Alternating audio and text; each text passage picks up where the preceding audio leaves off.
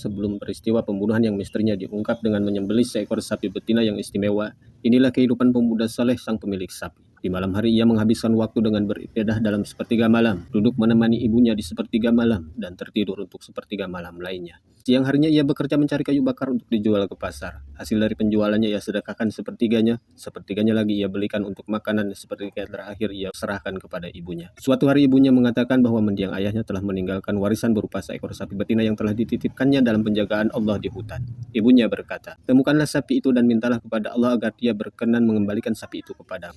Sesampainya di hutan, pemuda itu mendapati seekor sapi seperti digambarkan ibunya dan memanggilnya dengan berkata, dengan menyebut nama Allah Tuhan Ibrahim, Ismail dan Ishak, "Datanglah engkau kepadaku." Sapi tersebut menengok kemudian berjalan menghampirinya.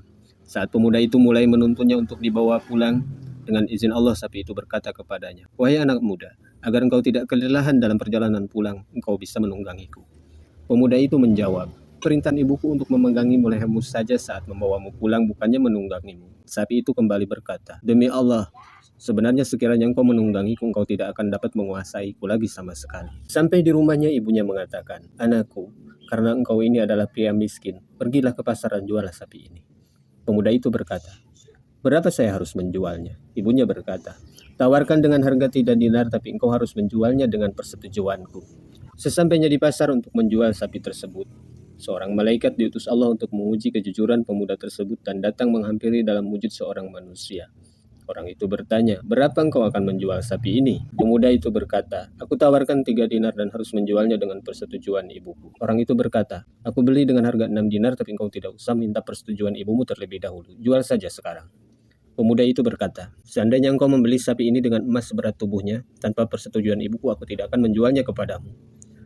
Pemuda itu kembali ke rumahnya dan menceritakan hal tersebut kepada ibunya. Ibunya berkata, "Kembalilah ke pasar dan juallah dengan harga 6 dinar." Ia pun kembali ke pasar dan mengatakan kepada orang tadi bahwa ibunya telah setuju menjualnya dengan harga 6 dinar. Orang itu berkata, "Aku akan membelinya dengan 12 dinar, tapi engkau tidak usah minta persetujuan ibumu." Pemuda itu menjawab, "Tidak bisa, aku tetap akan meminta persetujuan dari ibuku." Dan dia pun kembali ke rumahnya menceritakan kejadian tersebut kepada ibunya. "Anakku," kata ibunya, "sungguh dia itu malaikat yang datang untuk mengujimu. Pergi lagi ke pasar dan tanyakan kepadanya apakah kami diperintahkan untuk menjual sapi ini atau tidak." Pemuda itu kembali ke pasar dan mengatakan seperti dititahkan ibunya kepada sang malaikat.